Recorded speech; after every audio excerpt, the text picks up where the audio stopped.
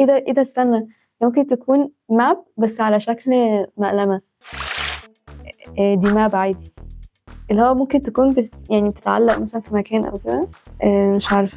دي مقلمة يكون نحط فيها مقلمة، نحط فيها الأقلام يعني. المقلمة المؤلمة.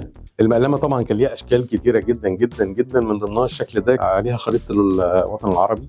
عشان الجغرافيا نبقى، بس محدش كان بيستفاد بيها الصراحة، مش عارفة ليه. ايه ده استنى، ممكن تكون ماب بس على شكل مقلمة، صح؟ ايه ده بجد؟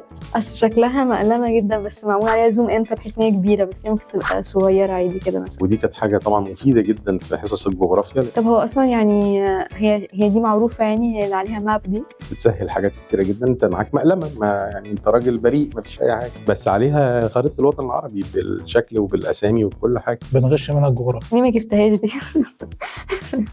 ايه الماتيريال؟ صاجي كده، صاج. كانت بتطبق كده، بس ما كنتش بعرف اطبقها.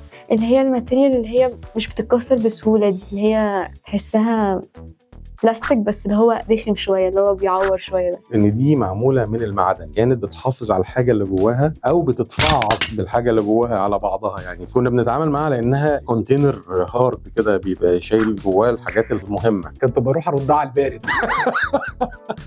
فلازم تبقى عارف سمكري كويس.